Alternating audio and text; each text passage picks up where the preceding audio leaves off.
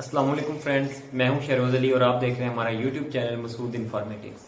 जैसा कि last video में मैंने आपको जर्मनी का वीज़ा प्रोसेस बताया था स्टडी के लिए, इंटरनेशनल स्टूडेंट्स के लिए, इसी तरह इस वीडियो में मैं आपको इटली का स्टडी वीज़ा प्रोसेस के बारे में बताऊंगा। उसमें कौन कौन से स्टेप्स होते हैं और किन किन प्रोसेस से गुजर के आप अपने वीज़ा को हासिल कर सकते हैं। सबसे पहले तो अगर आप हमारे चैनल पर नए हैं, हमारे चैनल को सब्सक्राइब करें और बेल आइकन को क्लिक करें ताकि आने वाली हर नई वीडियो आपके पास बर वक्त पहुंचती रहे। तो अब आते हैं टॉपिक की तरफ।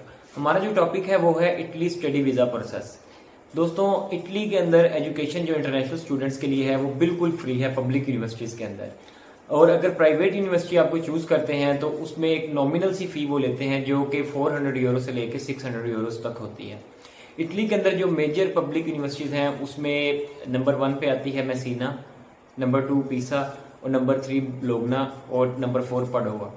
ये 4 मेजर यूनिवर्सिटीज़ हैं इटली के अंदर जहाँ पे स्टूडेंट्स ज़्यादा प्रेफर करते हैं कि हमारा एडमिशन इन यूनिवर्सिटीज़ में हो और हम अपनी एजुकेशन को कंटिन्यू कर सकें। अब इटली के प्रोसेस के लिए आपने किस किस फेज से गुजरना होता है, उन फेजेस को मैं इस वीडियो में डिस्क्राइब करूँगा।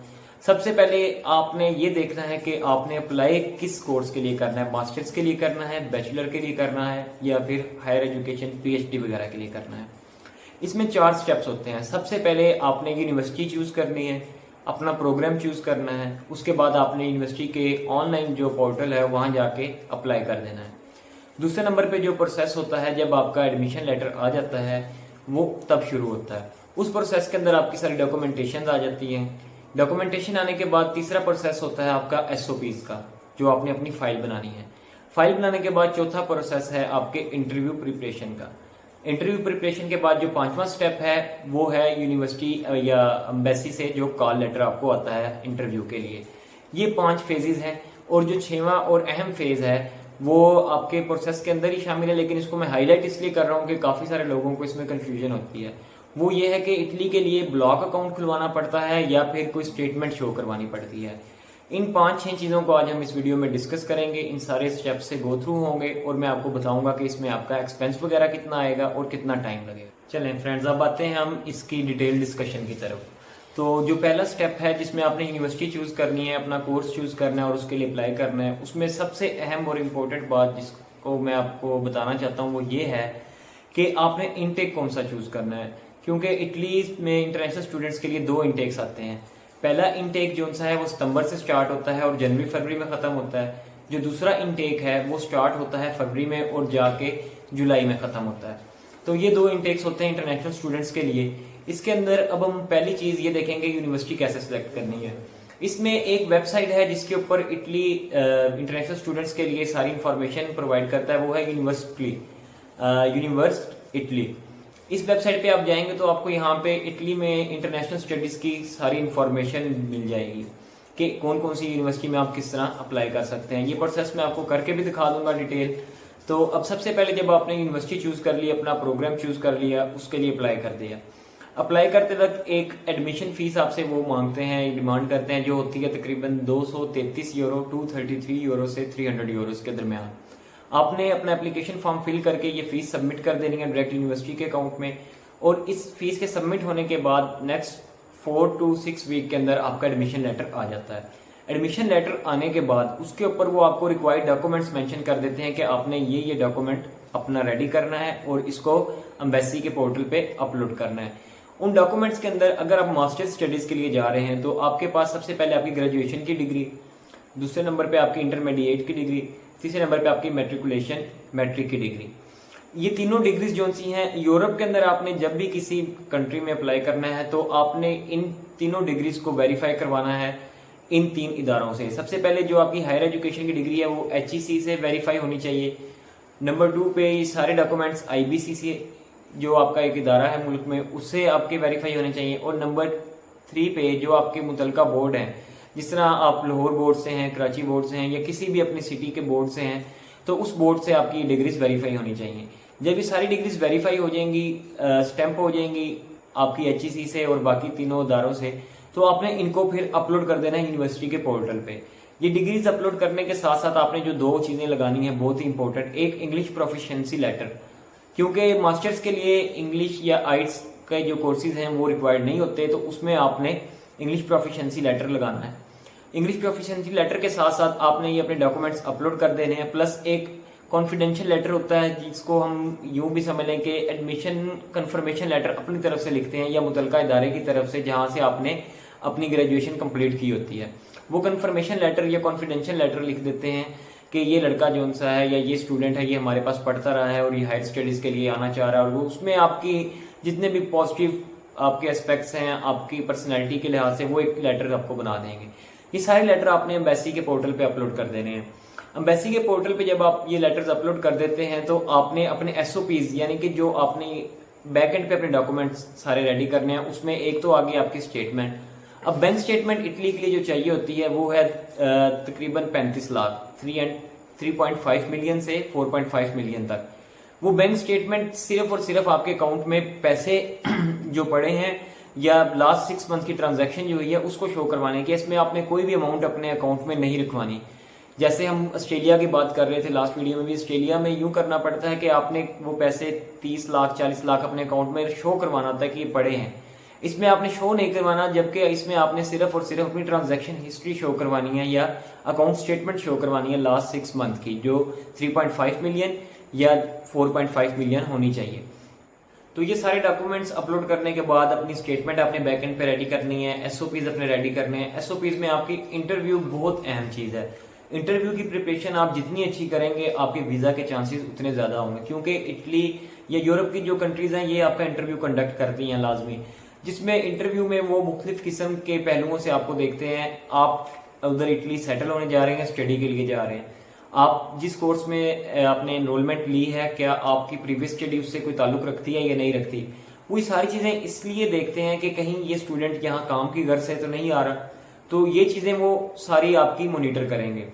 आपने अपना एसओपी बना लिया, इंटरव्यू की तैयारी कर ली, उसके बाद एम्बेसी से आपको अपॉइंटमेंट का मेल या आपको एसएमएस आएगा कि आपकी फलां डेट को अपॉइंटमेंट है, अपना पासपोर्ट और मुतलका डॉक्यूमेंट्स लेके आपने एम्बेसी में इतने बजे रिपोर्ट करना है। जब आप अपना पासपोर्ट और अपने एसओपीज लेके यूनिवर्सिटी जाते हैं उस दिन आपका इंटरव्यू कंडक्ट होता है। बाज़ औक़ात ऐसे होता है कि वो सिर्फ और सिर्फ आपके डॉक्यूमेंट्स और पासपोर्ट आपसे ले लेते हैं लेकिन इंटरव्यू कंडक्ट नहीं करते। इसमें ये चीज होती है कि जो आपने डॉक्यूमेंट्स लेके जाने हैं वो 4 कॉपीज आपने लेके जानी है 100 ग्राम पेजेस पे।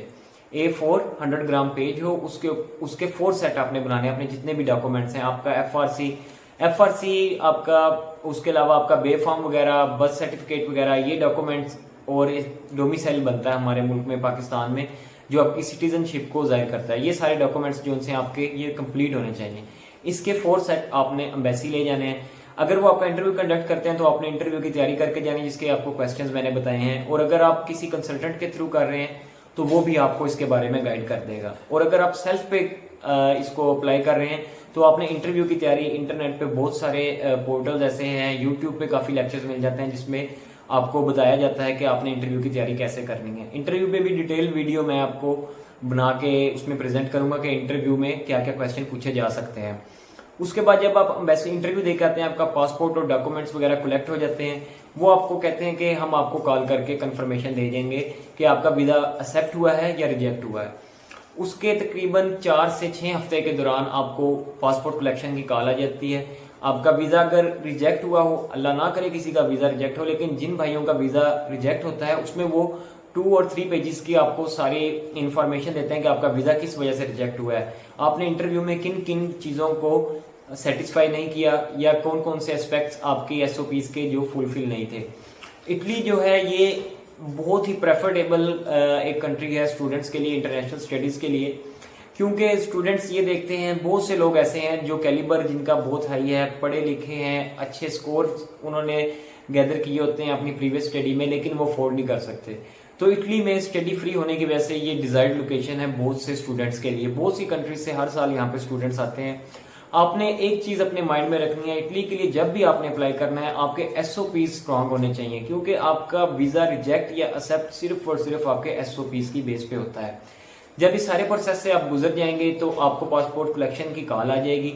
उसमें जब आपका वीजा एक्सेप्ट होगा तो उसके बाद आपने जो अगला एक्सपेंस करना है वो एक्सपेंस आपका होगा ट्रैवलिंग एक्सपेंस, जिसमें आपने कुछ अपने साथ अमाउंट कैरी करनी है और आगे आपने अपनी रेजिडेंस वगैरह और ये सारे मामला देखने हैं। अब इसके मैं एक्सपेंस ओवरऑल आपको कैलकुलेट करके बता देता हूँ।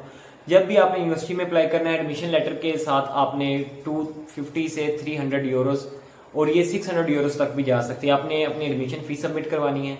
उसके बाद एम्बेसी वीज़ा फ़ी है जो तकरीबन 400 यूरोस है, एक ये आपने सबमिट करवानी है। प्लस आपकी मेडिकल इंश्योरेंस यहाँ से आपने अपनी कंट्री से करवा के जानी है, जो कि ऑनलाइन होगी। इटली के किसी भी मेडिकल कंपनी के साथ आपने इंश्योर्ड हो जाना है। ये 3-4 चीज़ें जो सी हैं, इन पे आपका एक्सपेंस आएगा। ये राउंड अबाउट बन जाता है, अगर हम इसको अपने पाकिस्तान की करेंसी में कन्वर्ट करें तो ये 4 to 5 लाख आपका बन जाएगा टोटल एक्सपेंस, जिसमें आपकी फीस शामिल है कंसल्टेंट की भी, और सारे डॉक्यूमेंट्स की जो आपने वेरीफाई वगैरह करवाने हैं, इन सारी चीज़ों की। तो आपने स्टूडेंट्स में जितने भी स्टूडेंट्स स्टडीज़ के लिए इटली जाना चाहते हैं, SOPs पे लाजमी फोकस करना है। ये चीज़ मैं बार बार आपको बता रहा हूँ कि इटली में SOPs और इंटरव्यू की तैयारी जितनी अच्छी आपकी होगी, आपके वीज़ा चांसेस उतने ही हाई हैं। तो ये सारे डॉक्यूमेंट्स कैलकुलेट करके, इनकी अमाउंट कैलकुलेट करके, आपका जो ओवरऑल एक्सपेंस इटली पहुंचने तक का है वो तकरीबन 5 से 7 लाख के दरमियान बनता है। और इटली में आपको जो वर्किंग आवर्स, स्टूडेंट्स के लिए वर्किंग आवर्स भी प्रोवाइड करता है इटली, जिसमें सैटरडे संडे ऑफ होता है और वीकली उनको 20 आवर्स वर्किंग अलाउ होती है। तो ये सारी चीज़ें आपने अपने माइंड में रख के जब भी इटली के लिए अप्लाई करना है, इन चीज़ों पे फोकस करना है। और इंशाल्लाह मैं उम्मीद करता हूँ जब आप इन स्टेप्स को अच्छे तरीके से फॉलो करेंगे तो आपका वीज़ा ज़रूर अप्रूव होगा। रिजेक्शन के चांस सिर्फ और सिर्फ SOPs के अंदर कमज़ोरी की वजह से पैदा होते हैं। बाकी अगर आपको इसके रिलेटेड कोई और इन्फॉर्मेशन चाहिए हो, जो चीज़ समझ ना आ रही हो, आप काइंडली कमेंट करके लाजमी बताइएगा। मैं आपको इसके बारे में गाइड भी करूंगा और जो भी असिस्टेंस मैं आपको दे सका मैं आपको प्रोवाइड करूंगा। उम्मीद करता हूं आपको हमारी ये वीडियो बहुत पसंद आई होगी। नेक्स्ट वीडियो तक के लिए अल्लाह हाफिज़, अपना ख्याल रखिएगा।